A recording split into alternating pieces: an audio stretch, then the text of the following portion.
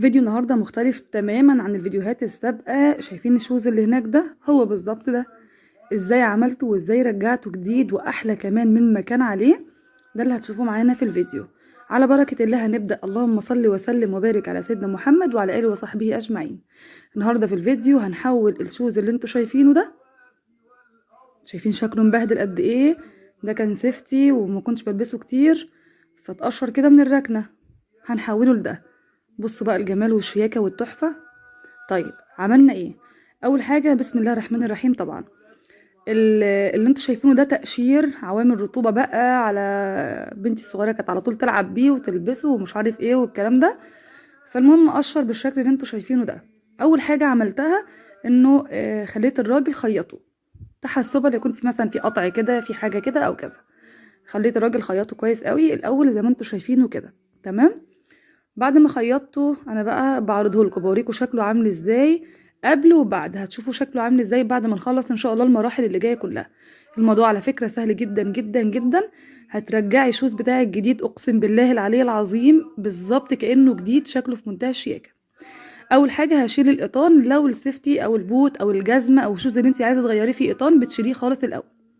بعد كده شايفين ان انت الجلد ده هتجيبي يا اما لو عندك طولة بال بايدك كده لو الموضوع بسيط يعني. لكن انا هنا جبت بقى سكينة تكون باردة تلمة يعني. وبرضو بحرص بقيت اكحت كده بالراحة وبحرص على قد ما بقدر اشيل الطبقة اللي هي الملونة فقط. ما تحاوليش تنزلي على الطبقة اللي تحت، الطبقة اللي تحت دي هي دي الحماية وهي دي اساس الشوز نفسه، سواء بقى سيفتي سواء بوت سواء جزمة، اي حاجة عايزة ترجعيها جديدة. زي ما انت شايفة كده انا بحاول على قد ما اقدر اكحتها بالراحة. بصوا بالراحة خالص خالص ماشية معاها، ما وراناش حاجة، الموضوع كله مش هياخد منك وقت يعني ان شاء الله، ونخد الموضوع يستاهل. بصي بقى هكمل نفس الشوز بنفس الطريقة بالراحة خالص. باجي على الحتة الزوانق دي ودي باخد بالي فيها كويس قوي قوي، لان الخبطة فيها بفورة يعني لو طارت منك السكينة او الحاجة اللي انت او الأداة اللي انت شغالة بيها في الحتت اللي هي اللي فيها زوايا دي ممكن تقطعيه فهتشوهيه شوية. فانا هنا بتاخدي بالك في اي حتت فيها زوانق، اي حتت فيها خياطة تبقي حريصة فيها شوية. تمام. الاسطح الملساء بتبقى سهلة خالص. بعد ما خلصنا خالص بيبقى ده شكله زي ما انتوا شايفينه كده. هتجيبي فرشة وتجيبي كده كوباية فيها مية وتبدأي بقى بالفرشة، فرشة اسنان تكون ناعمة شوية، طبعا مش بتستخدميها. هتغطسي كده وتبدأي تحاولي تغسلي فيه زي ما انت شايفاني بعمل كده. الحركة دي مهمة قوي عشان خاطر تنضفيه تماما، ما يكونش فيها اي بواقي، ما يكونش فيها الوبرة، ما يكونش فيها حاجة خالص، يبقى شغلنا كله على نظافة. بالفرشة كده بنضف فيها زي ما انتوا شايفين، وبكحتها برضو بالراحة كده بالطريقة دي لحد ما هعملها كلها معايا. يبقى انا كده اتأكدت ان هي نطفت تماما. هتبقى معايا بالشكل ده بعد ما خلصته خالص. يا اما تنشفيه بقى بالسشوار يا اما تسيبيه لتاني يوم. انا عن نفسي سبته بيته لتاني يوم لحد ما نشف تماما. بعد ما بينشف خالص بعمل ايه بقى؟ باجي كده على المكان اللي انا هشتغل فيه، احاول يكون مثلا بره الشقة او على الارض، ما يكونش في ارض في حاجة مفروشة جنبك. بصوا بعد ما نشف ده بيبقى شكله. شوفوا نشف خالص خالص خالص. خد معاكي يوم خد اتنين مفيش مشكلة. مهم جدا جدا في المكان اللي هتشتغلي فيه تفرشيه كويس قوي قوي اكياس عشان خاطر الصبغة ما تنزلش وتبهدلك الحاجة، خصوصا هي ما بتطلعش بسهولة. تمام. نركن ده على جنب ونجيب بقى الصبغة اللي هنشتغل بيها. دول كيسين، الكيس بجنيه، يعني الكيسين دول ب2 جنيه. احنا جايبينهم من المكتبة او من عند اي حد موان، تقولوا له عايزة صبغة شوزات او صبغة جزم، هيديكي الكيس بجنيه من ده. عايزة تجيبي لون بقى براحتك. انا هنا جبت اللون الاسود، في منه الوان كتيرة متوفرة. معايا هنا بقى حوالي كوباية مية تكون دافية كده. هنزل بالكيسين بالشكل اللي انتوا شايفينه ده. طبعا الفرشة تكون قديمة، واي حاجة قديمة عندك يعني هتقلبي بيها عادي مفيش اي مشكلة، بس الفرشة عشان هنبدأ ندهن بيها. دوبت الصبغة كويس جدا بالشكل دوت. طبعا لابسه كلافزات في ايدي عشان احافظ برضو على ايدي من اللون، خصوصا انا مثلا هقوم اعمل اكل اعمل حاجة يبقى انا ايدي تمام وواثقة منها.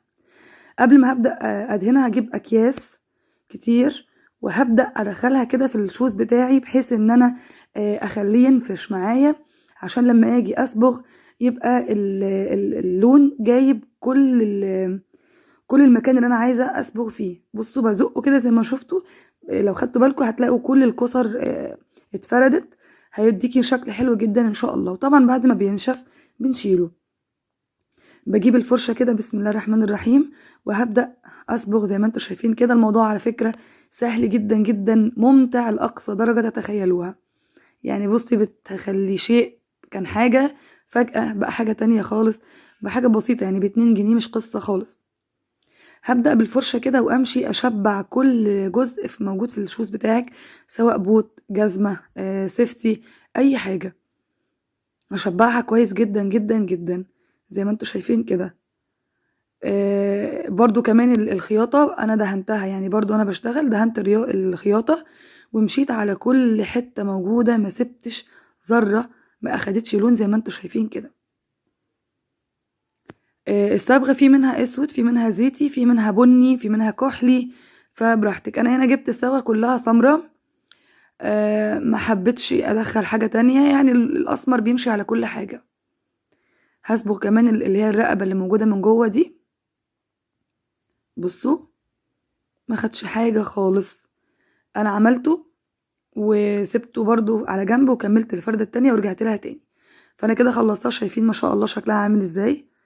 هجيب الفردة التانية وابدأ اقول بسم الله الرحمن الرحيم واشتغل عليها بنفس التكنيك ونفس الطريقة، برضو بالفرشة، وبمشي عليها حتة حتة، بشبعها كويس جدا جدا جدا جدا.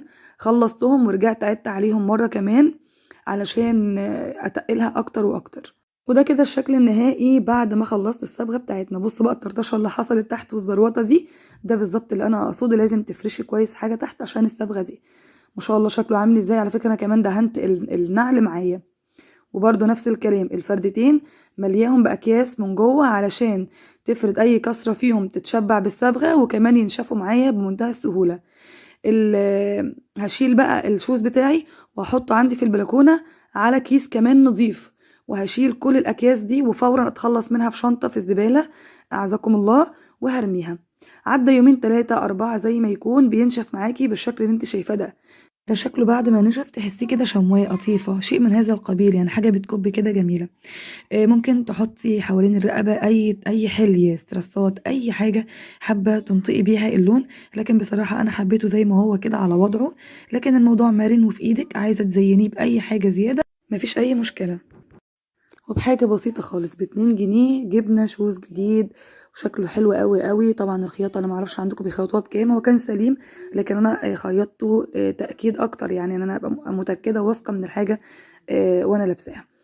فانا عملته لبنتي بصراحة ولبسته في منتهى الجمال. سيبكم من الحاجات اللي ورا دي. عايزة بقى تحطي اي لون براحتك، انا ما اشتريتش قطان وما صبغتوش، حبيته على لونه زي ما هو كده. بصوا بقى من بعيد، بصوا الجمال، بصوا الشياكة، شوفوا ده كان ايه وبقى ايه.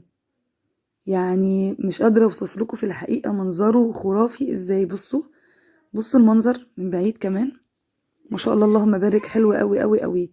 يا رب يكون الفيديو عجبكم، ما تنسوناش في اللايك والاشتراك او سبسكرايب وتفعلوا علامة الجرس عشان تشجعونا وكمان يوصلكم كل جديد ان شاء الله. شايفة طبعا ما معكيش فلوس، الدنيا غالية، وعندك حاجة يعني سليمة وشكلها كويس بس قشرت باظت بسبب اللون او كده، هتعملي المراحل اللي احنا عملناها كلها. المهم تسيبيه ينشف تماما وبعد كده تبدأي تلبسيه وتستمتعي بحاجتك. وداعا بقى الاسعار الغالية، وداعا للاستغلال. ب2 جنيه يا جماعة هنعمل حاجة صنع بلدنا ولا صنع الصين. يعني حاجة كده ما شاء الله ما شاء الله. شايفين منظرها عامل ازاي؟ كمان التصوير غير الحقيقة، يعني هي ماشية من بعيد بسم الله ما شاء الله حلو جدا جدا. شكله قيم جدا، فخم قوي، اللون براحتك زي ما انت عايزة تلعبي فيه. القيطان ده ممكن تشيليه وتحطي مكانه لون، اي لون تاني بقى يعجبك. انا حبيت برضو يعني لون الجملي دايما مع الاسود بيبقى له فخامة كده لوحده، له هيبة كده، فاستخدمته كما هو عليه زي ما هو. شايفين ما شاء الله شكله حلو قوي قوي بجد. يعني لو في حاجة عندك بايظة ما ترميهاش عشان خاطر فيها حاجة متقشرة يمين او شمال وتخسريها وترجعي تجيبي حاجة بالشيء الفلاني. لا، هو كيسين ب2 جنيه على فكرة، فاضوا مني كمان يعني، بس انا حبيت اتقلهم اكتر فاستخدمتهم برضو. حطيت الحاجة تبقى احتياطي. كيس ب2 جنيه وعمل لي شوز رجعهولي جديد من اول وجديد. ويا رب يكون الفيديو عجبكم، استودعكم الله الذي لا تضيع ودائعه. ويا رب لو عجبكم الفيديو ان شاء الله ما تنسوش تدعوا لنا دعوة حلوة بظهر الغيب ولكم بالمثل. استودعكم الله الذي لا تضيع ودائعه، والسلام عليكم ورحمة الله وبركاته.